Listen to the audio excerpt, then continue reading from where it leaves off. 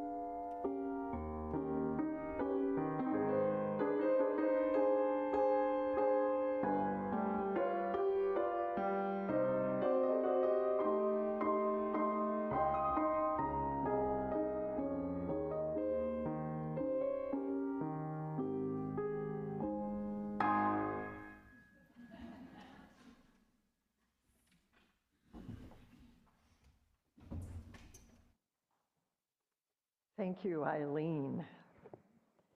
As you all know, that was not Ken playing the guitar. Ken succumbed to the crud yesterday, so Eileen graciously agreed to play with us.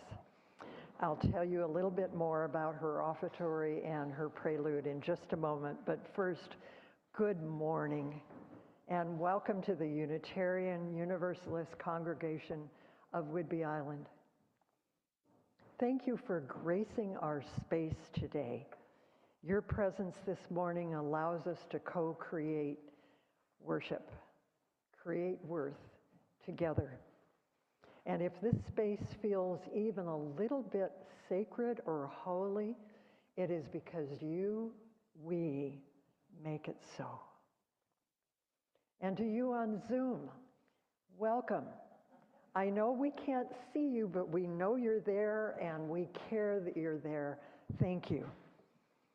Now, without standing up, if you all turn around, you can wave to the people on Zoom. Just wave towards that camera back there. And if we give our master technician, Tom Pocock, a moment, he might be able to enable everybody on Zoom to show up on our screen and wave back to us. Hello, everybody. What a treat to see you all. Scattered all over. Yeah. And we have several visitors today. I especially welcome you. What a treat to have you in our midst. If you want to learn a little bit about Unitarian Universalism, if you look on the back of your order of service, our values and our principles are printed there. All are welcome. All are welcome. We ask only that you come with your curiosity and an openness to diversity of all varieties. As I like to say, and some of us like to say, get your answers questioned here. A couple quick announcements. Reverend Zachary will be back in the pulpit next week. Those of you who haven't met him yet, I encourage you to do so. He's a breath of young, fresh air. Also, we need refreshments help. I don't know if you've noticed, but on the days we have refreshments, coffee, crackers, doesn't need to be much. People linger. They linger longer. I've noticed that when we don't, there is this sound of an exit. So if you enjoy the gift of nourishing one another, if you enjoy the sacred practice of being in service, please volunteer. It isn't work. It's a gift. It's a gift that is returned to you like a boomerang. Wow.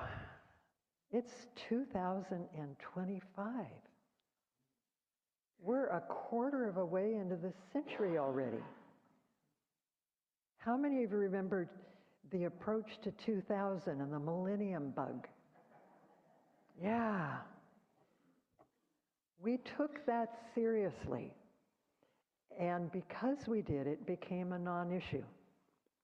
What was our story in the 1990s that enabled us to invest billions? I have seen that the number was something in excess of $20 billion to shift from a 2-digit representation of the year to a 4-digit representation on computers worldwide. As the quote on the order of service suggests, change your story and you create new possibilities. What was the story then that enabled us to do that work? Another story. The original stewards of this land lived a very different story than the people who colonized this land a couple hundred years ago. This very land we call home.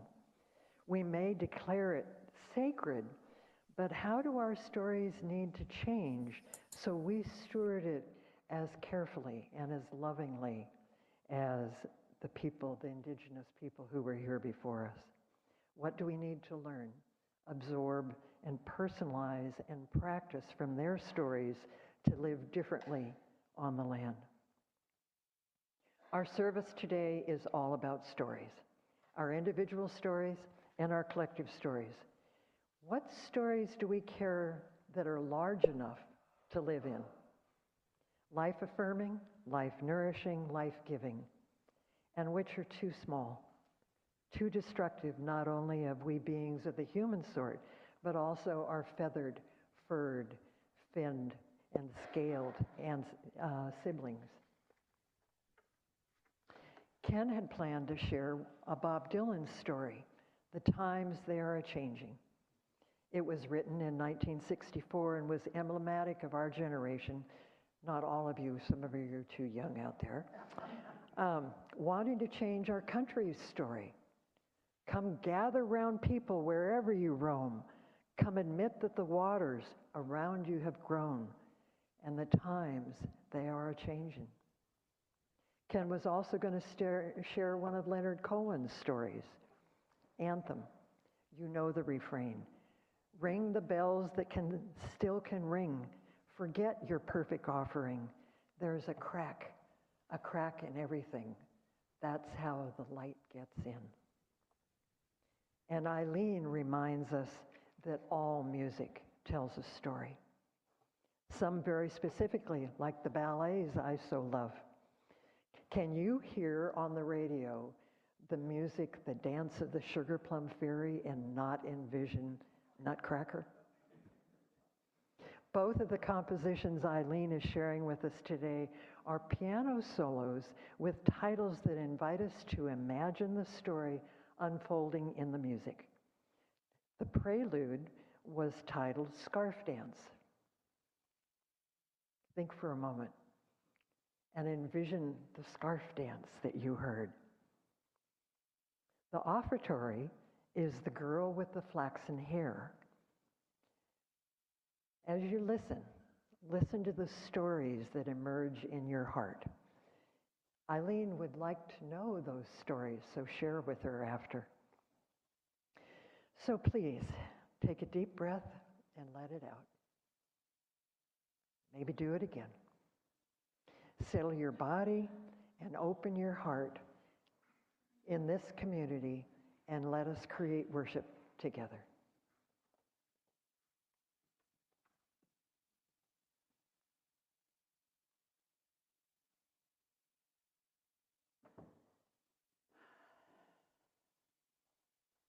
Good morning. We always begin our service with lighting our chalice. And this particular chalice is very special for me. I had a time where I was envisioning what would be the symbol of my work. And I pictured this chalice that was made of earth, like metal, and holding water, and with fire in the middle that was fed by the air. And then I saw this chalice, and I realized it had already been done. It was actually part of what really drew me to this community. We're going to light the candles now with the words of Linda Hart. We kindle a small flame in the dark of the year, remembering the promise of life abundant, of a possible peace. We pause during this time of mystery to tell the stories, to sing the songs, and to bring more light into the world. Our opening hymn this morning will be familiar to many of you, but you may notice that we did not pass out the hymnals because we're not going to be singing the familiar words. Instead, the words we'll sing are written by Reverend Laurel Mendez, first sung by the Unitarian Church of Baltimore. And as you already see on the screen, you'll see the words. So as you sing these words, let yourself imagine that it's a story not just of the winter that just started with the solstice in the Pacific Northwest, but the larger cultural winter that we're in. If you will rise in body or spirit and follow the words on the screen.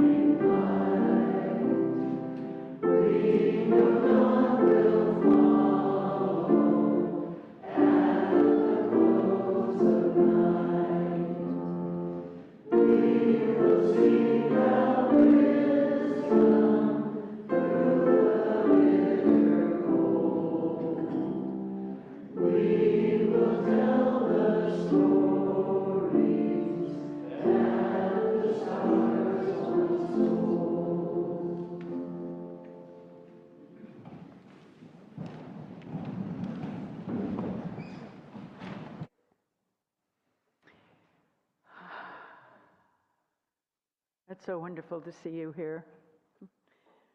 I personally want to welcome you to 2025, and I'm very honored to be the opening speaker of the new year. May it be a year that gives rise to a new story. And because it is a new year, Tara and I and Janet and Tom and Eileen and all of those helping with our service today have moved our traditional order of service around in some new ways. I hope you will be patient and a little bit adventurous with us. I named this service Story Wars for several reasons. One, stories are what we are made of. They are the structures of our psyche. We swim in a sea of stories, living out archetypal stories whether we know it or not. They come from our ancestral lineage, our history, our religions, the locations and conditions of our upbringing, the deeply held mythic structures of our collective psyche, and from the elements of Earth herself.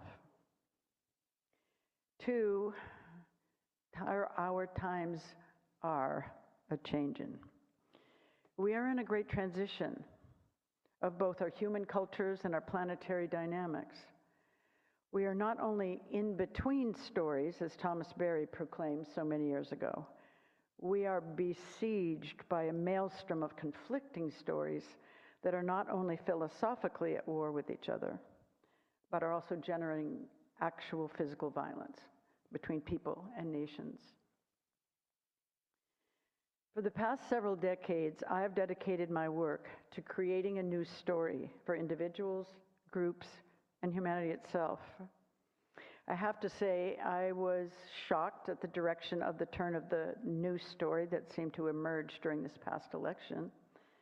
For one, I was confident that we were finally ready for a woman to lead our country. I had truly imagined a peaceful transition of power. But that's not where we are. We are in multiple levels and kinds of war. Today I want to start by naming some of the stories we are in, then begin to ask the questions of what stories we want to be in, and how we can successfully weather the current and approaching storms we see ahead, and ways we can begin to change the story and create a new story. So please rise in body or spirit. We're going to sing the first verse of a favorite hymn, Come Sing a Song with Me. We are only singing the first verse now, and we'll be singing the other verses throughout the service.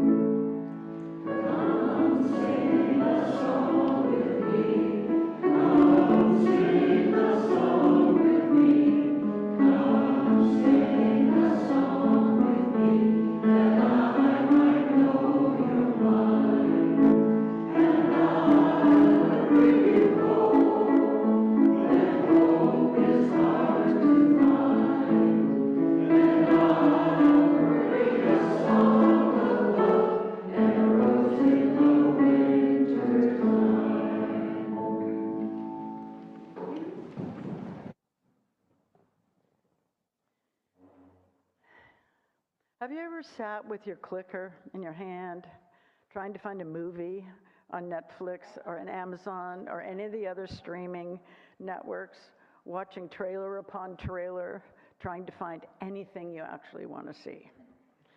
Often you know the story just by looking at the name or the first image. Horror, spy, romance, dystopia, domestic abuse, mafia, thriller, adventure, ancient history, aliens, documentaries. We choose which ones we are willing to watch again and those that might take us into a new realm. Which of the stories are we in now, both personally and as a culture? What draws us, turns us off, bores us, or disgusts us? I call this talk Story Wars because I feel we are in a time of conflicting stories about who we are as humans, what our nature is, what right living is, and who and what our country is.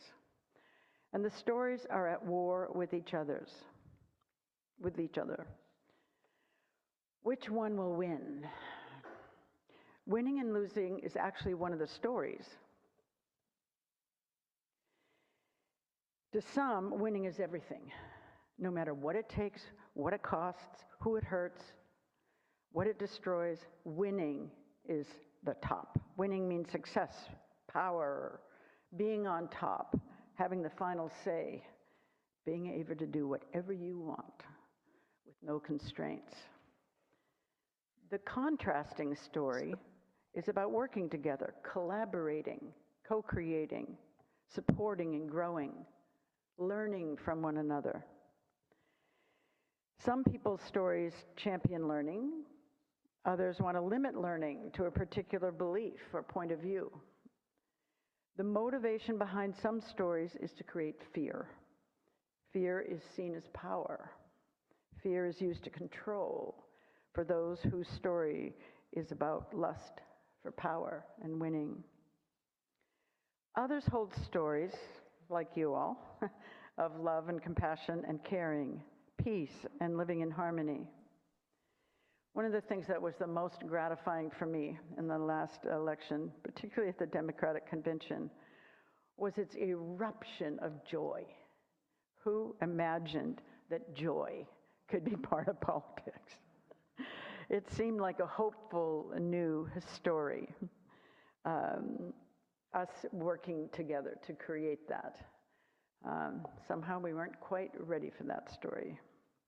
What I missed, and maybe some of you did in my reverie of possibilities for an emerging new story, were the entirely different stories of anger, hate, fear, and revenge, and the demonizing of the other that were fomenting in an underworld of social media and podcasts that I was actually quite ignorant and blind to. That story won this year. As I was tossed into shock and grief of the loss of my dreams for our country, I found myself having to face and understand stories of who we are and how we think that were abhorrent to me. And they were being carried by people I loved and cared about. They were living a different story, a very old story of separation and hate and fear of the other, the call for a strong man who would fix all of the problems for some while eliminating, evicting, and dehumanizing others. Just in the last week, watching the news, it would be funny if it weren't so scary and tragic. All-out MAGA civil war engulfs Trump already. Forget Greenland. Trump and Musk's real World War III is an all-out war on the truth. And a darkened, enlightened blogger calls for a red Caesar to topple our government. You know, we have these stories, democracy versus fascism, globalization versus nationalism, safety nets versus you're on your own. Money is everything, taking care of each other and community and with the character of kindness and compassion, that's another one. It goes on and on. Women are inferior versus women are equal power and partners. And of course, earth is a resource to be consumed versus earth is our home and every living thing is our relative. These stories are fomenting in us. It's getting louder and crazier out there and really impossible for us to know from here, this point, this day today, the 5th of January, what the next few months will actually hold. I find it terrifying to watch, which is probably the point. To overwhelm us into terror and chaos about the future. With so many wars going on, how do we face them and co-create a new story? What gives us guidance through these times of transition. I'd like to share the second verse of the song. You don't need to stand up today. We'll just sing the second verse of Come Dream a Dream with Me. Should have given me a little more warning there.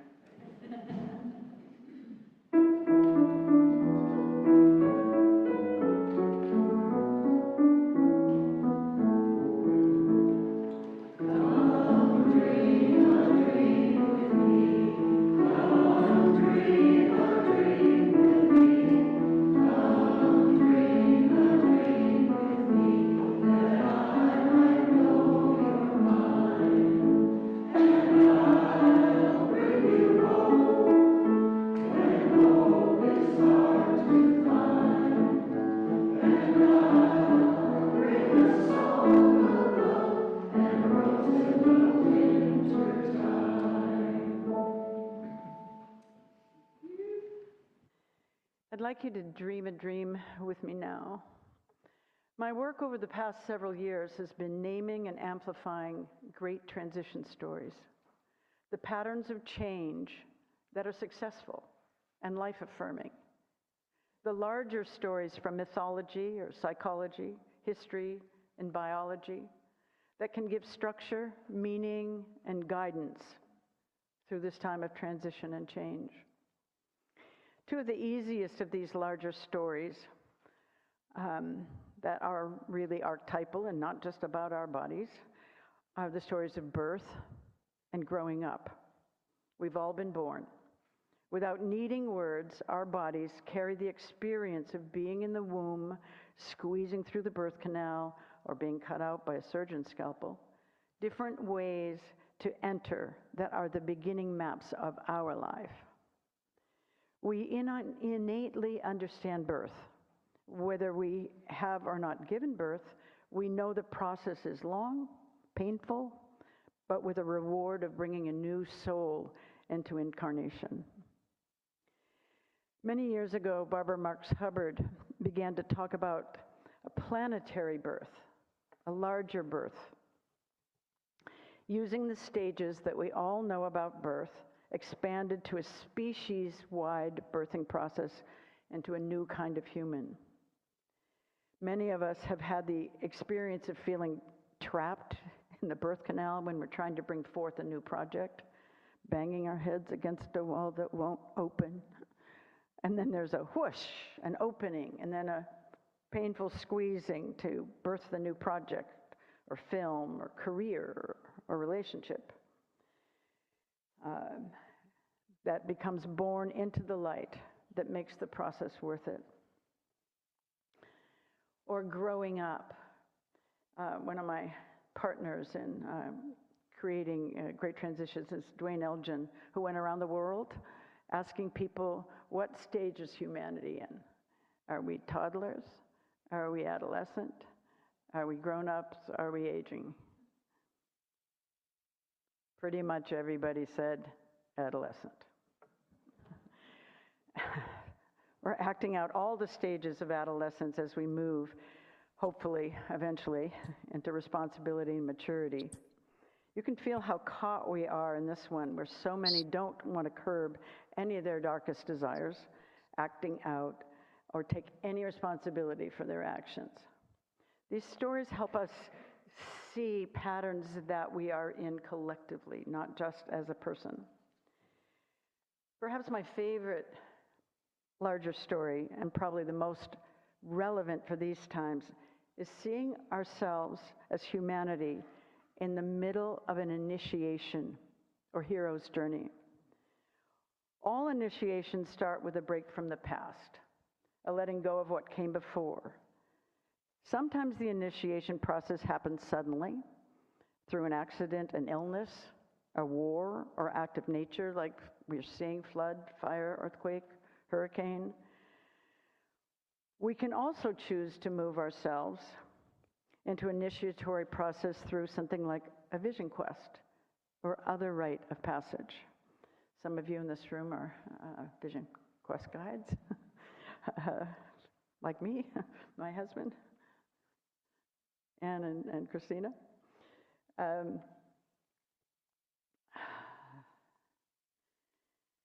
where we consciously move into liminal space, or it's often called the messy middle. Because after you separate, you go into a place of, you don't know what the next step is. You don't know, it's confusing. The path is often uncertain, not clear. Things seem to be falling apart. If we take this pattern to the global level, we can see that the elections across the world have revealed an outrage, a crying out for change, pretty much no matter what it is. Breaking with the past that is so strong and ubiquitous that we've all been thrust into chaos and uncertainty.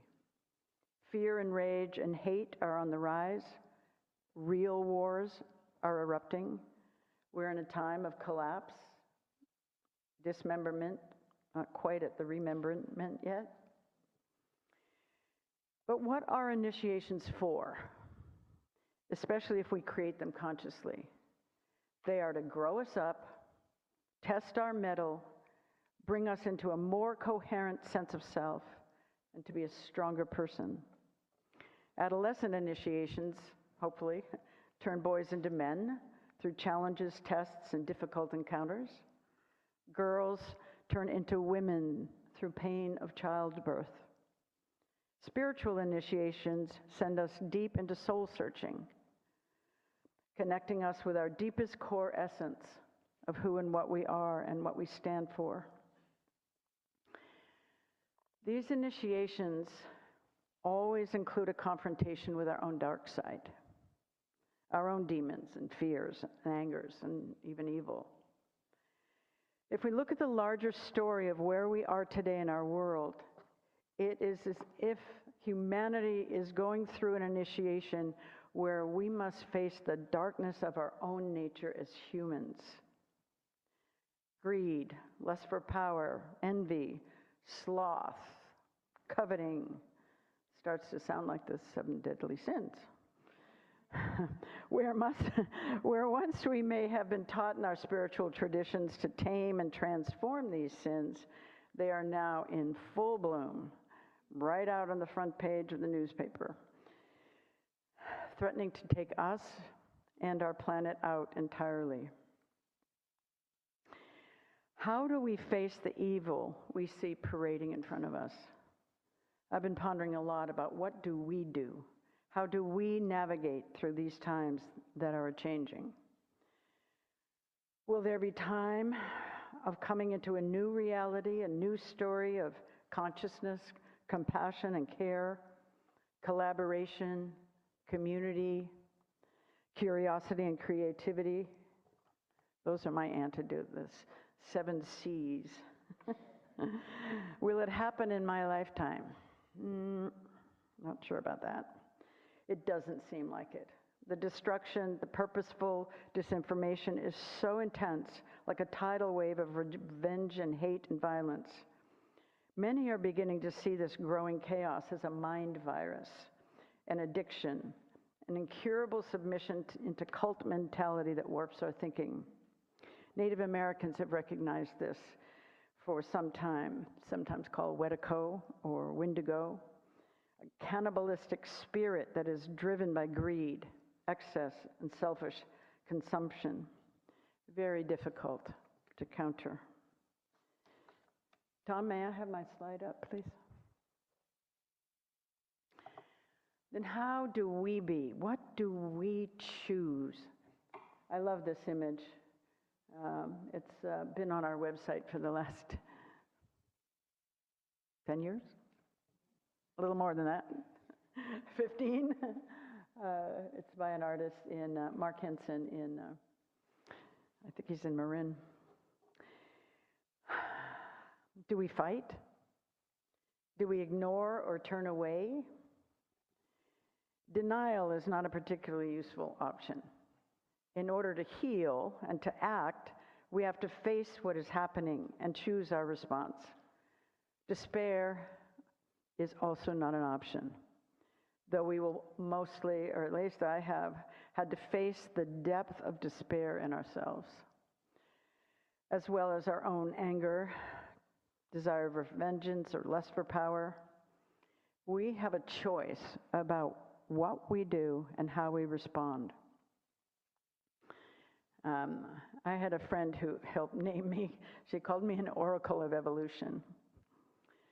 Evolution is actually what gives me hope, especially since our understanding of evolution is itself evolving. For too long, we have assumed that our human identity is about survival of the fittest, and that's okay. It turns out that while competition can win out in a group, cooperation always wins between groups to create thriving ecosystems. Life thrives on cooperation, collaboration, diversity, and inclusivity. You can see it in the forests around here. Cooperation, not competition, is the main driver of evolution. The reason why we are here as humanity isn't because we out-competed. It's because we out-cooperated. Our job is now to create new stories of how to live together to pass down to the next generations.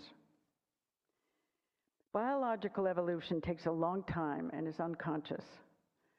But cultural evolution can be conscious and must be conscious, as it is we humans who have brought us to the point of existential extinction.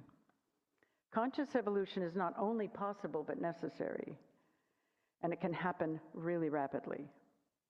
There is no solution to the next iteration of humanity without consciousness and collaboration, which is extremely good news.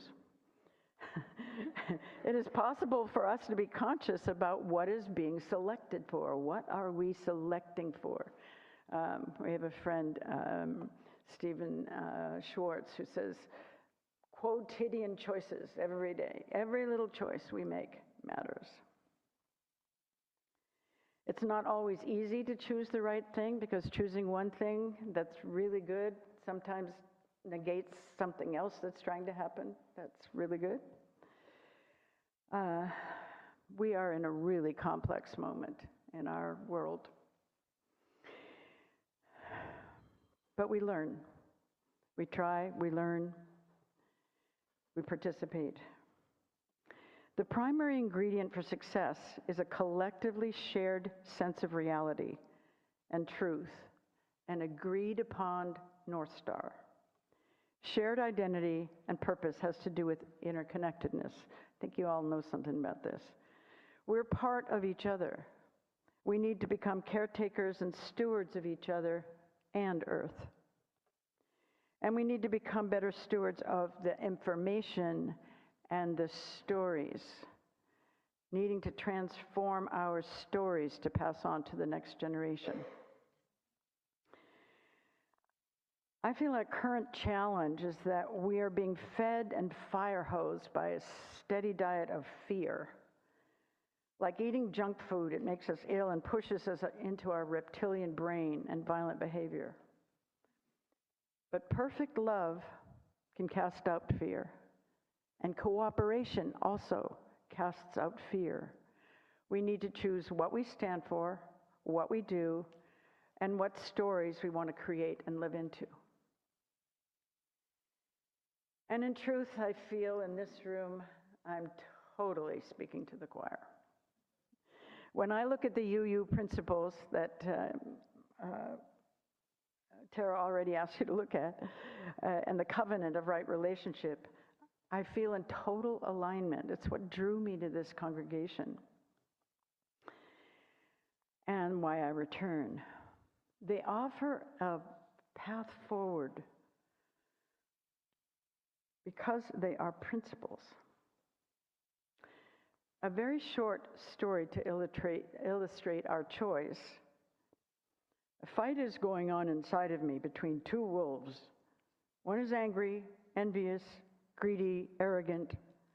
The other is joy, love, and peace, humility, kindness, compassion, said the Cherokee elder. Which will win, asks the grandson. The one I feed, replies the grandfather. What do we feed and how do we feed our story to direct its evolution? Where do we place our attention? What is our true North Star and guides us along when we can't see the future? I believe that the guiding principles are really right in front of us on the back side of your program for today, or at least they're really good ones. Principles work differently than resolutions. We make New Year's revolution, you got to do this, but principles act like navigation, like the North Star, or sometimes they're like ballast in a turbulent sea. They give us strength and assume that we have strength and inner gifts, and that our goals may change as conditions change, that we can trust ourselves to follow our own compass. Principles can help us see what we do and which direction to go in when we're facing difficult decisions or dealing with uncertainty. They can guide us when the destination is unknown, or when it is known and you have no idea how to get there. Principles prove a flexible framework to support adaptive responses. And adaptation is the secret sauce of evolution. Let's pause for a breath here. So I would ask you now if you would stand in body or spirit for the affirmation of this church. And as we speak it, feel what we are standing for. Think about the story it tells about us as congregants, about us collectively as a congregation. What does this affirmation ask of us? What does it mean for our relationship with the larger community? And what does it promise if we abide by it? So if you would stand for a moment, feel your feet on the ground. Really take that sense of standing. What do we stand for?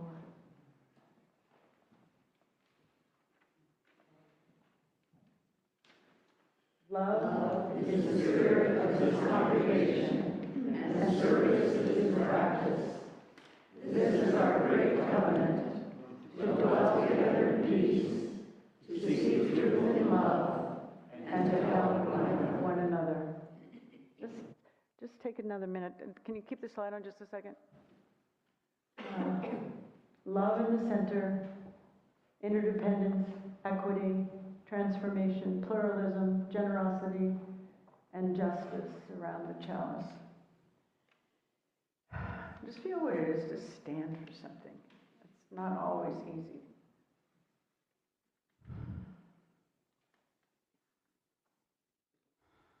It's wonderful to hear so many joys today. Our joys and sorrows are a covenantal time, an opportunity to be with one another in our life journeys, which are never particularly easy or smooth. We had a lot of both difficulty and joy. Tumultuous, bumpy, we share the pain and we share the celebration. We pray for compassion and ask what new story might open new possibilities. One of my mentors, Meg Wheatley, says, whatever the problem, community is the answer. And that's what we're celebrating now, is our community. And I'd like to stand one more time, just so we're getting some exercise here today. We're going to sing the third verse of the song, Come Walk in Rain with Me. You know, how many of you actually do that? You walk in rain with a friend. Right. What better image for partnering with each other on this incredible journey through the universe we call living, especially as we are, after we sing this, going to turn toward our gifting to the larger community.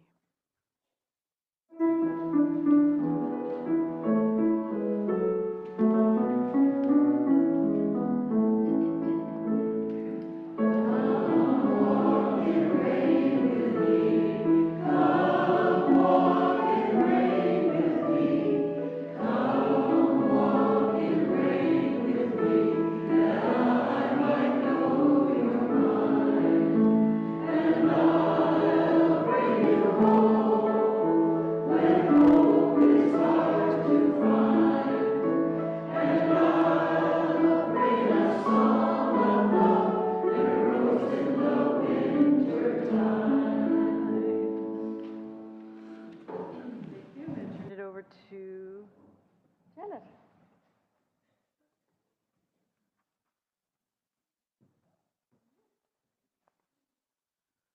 Well, as many of you may recall, last year we had a facilitated church meeting where we met and discussed UUCWI, what we liked about it, what were our challenges, and its future as we were preparing for hiring a new minister.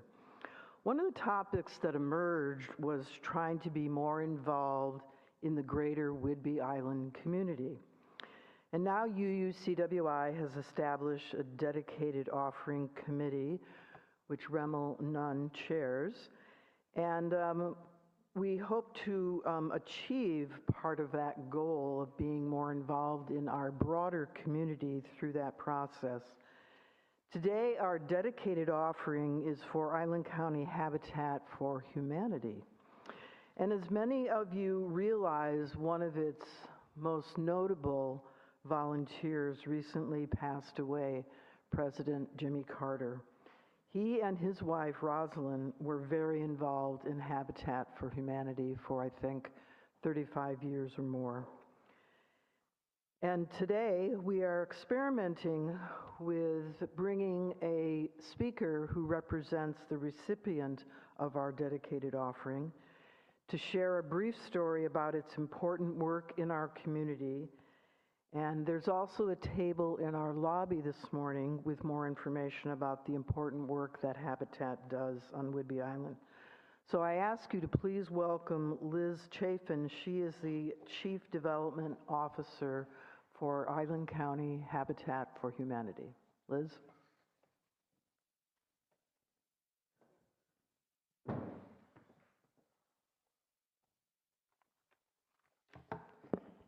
Raise this up a little bit.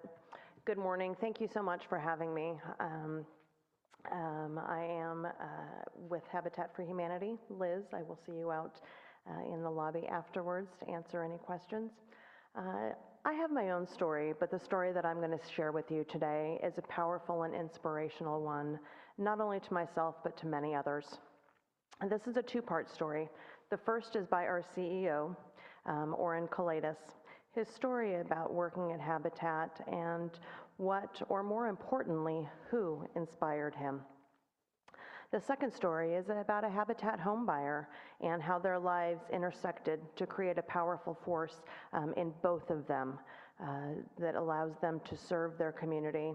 And I was hoping to share them as they were written and shared originally, but I want to be respectful of our time today. Oren had only planned on working at Habitat for about a year to build a couple of houses, and then he was going to go back to his life as a general contractor. About 6 months into his journey, he had an experience that transformed him, and now, almost 10 years later, he has served as our construction manager, he has been our COO, and now he is our current CEO. There were 4 home buyers in the program at the time, and the first house he built from start to finish was for one of our home buyers and her 2 kids. And his introduction to Habitat was this person that always had a smile on her face and something positive to say. She worked alongside him and our volunteers every Saturday and would even come out on weekdays after work. There were many times, he said, that smile was a little bit forced, and you had to look closely because she hid it well, but you could see that there were struggles that he had no idea she was dealing with. a single mom of two, working a full-time job and every spare minute she could to provide a better future for her family. He truly admired her dedication. She has transformed her life and now his with her vision, drive, determination, and grit, not to let anything stand in her way, to build a better future. And this is our leader and the man behind the mission, and who I have the privilege of working with every day, and who leads our team. And his dedication is nothing short of inspiring. The person who he admired with her remarkable strength and determination, and the other half of this story is about Melissa Brown. She first heard about Habitat and she knew nothing about it. She had a coworker that suggested that she look into the program, and begrudgingly she did. And she did just that. She had lost hope in ever becoming a home buyer and was at the breaking point in her life. But as soon as she started, she quickly realized how big this was. This kind-hearted volunteers that she met and worked with at the stores, all of the volunteers who came to help build, she was blown away. She said they were everywhere. This wasn't just a program, it was a movement, a family, a community built on hope. At her meeting, she knew that it didn't matter what she did or didn't know. She was on the right path at the right time, meeting the people who would help her achieve the main goals she had set for her children and herself, the things she desperately needed: stability, security, safety, consistency, peace of mind, and home ownership. And as a single mother, it was a huge relief, a burden lifted, a miracle. Throughout this journey, she met new friends, friends that have become family. Looking back, she sees many years of joy, happiness, tradition, holidays, and most of all, safety. During that time, she was in a shelter, fleeing domestic violence. She had no family close by, but a new life was beginning. It was hard, exhausting, and stressful. But the light at the end of the tunnel was their blue house, which represented strength, independence, freedom, love, and most of all, safety for her and her kids. Since then, it's been 10 years she set out on this journey of walking by faith. And her home has helped her kids grow into successful students with security and consistency. Her son is enjoying Navy Junior ROTC and just had his best start to his school year, and her daughter is busy in band and with sports. Her life has come full circle. After staying in the shelter and receiving the services to get back on her feet, she became a case manager for that program and has now moved into the leadership role.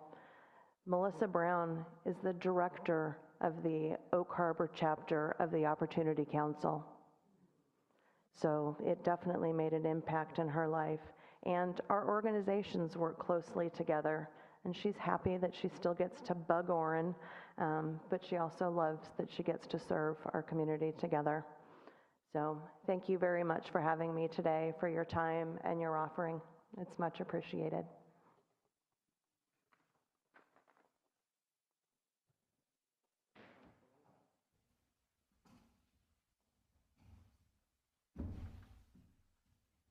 If the ushers could come forward to accept the offering. Thank you.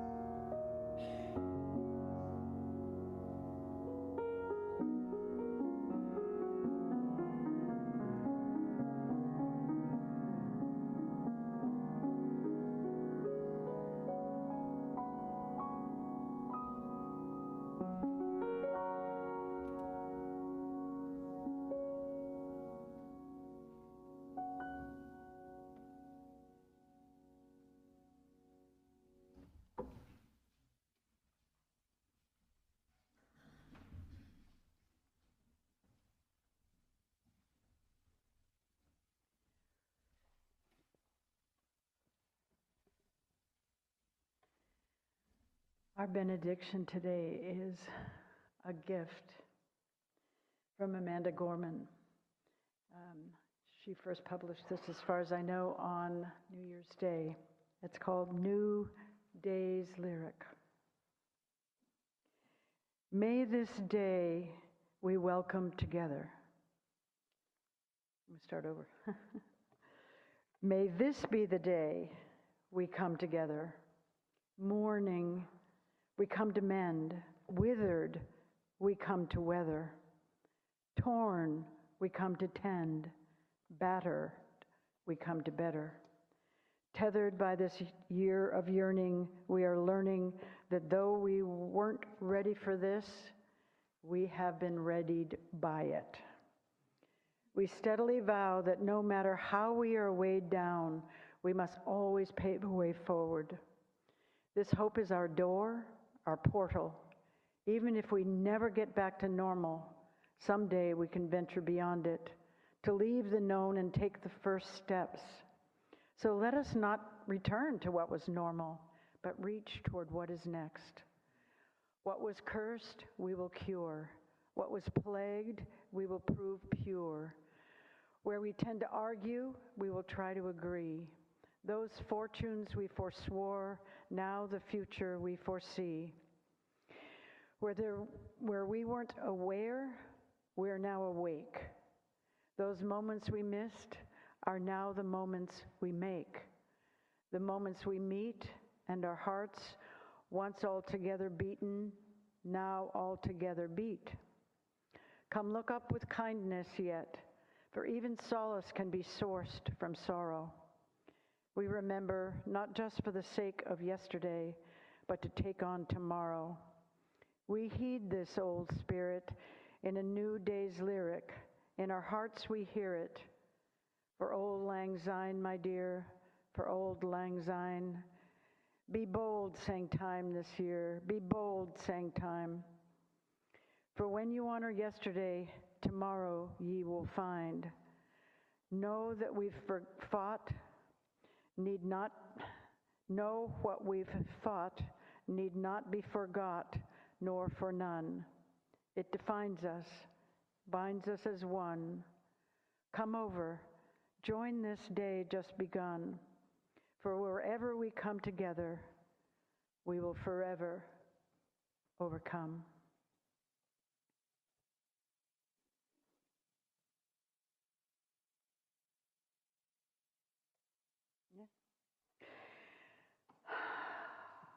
So our postlude this morning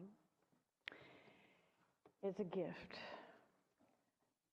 I'm going to ask that you rise. We're going to sing the last verse of Come Sing a Song with Me, which is Come Share a Rose with Me. So Tara and Janet are going to go down the aisles on the outside, and we'll give you a rose as we sing the song. And you want to pass it down so everyone has one. And then the people that are in the center, when you get your rose and the other person gets their rose, if you would exchange it so everyone receives a rose. And we'll keep singing this. Eileen, we may need to do it more than once.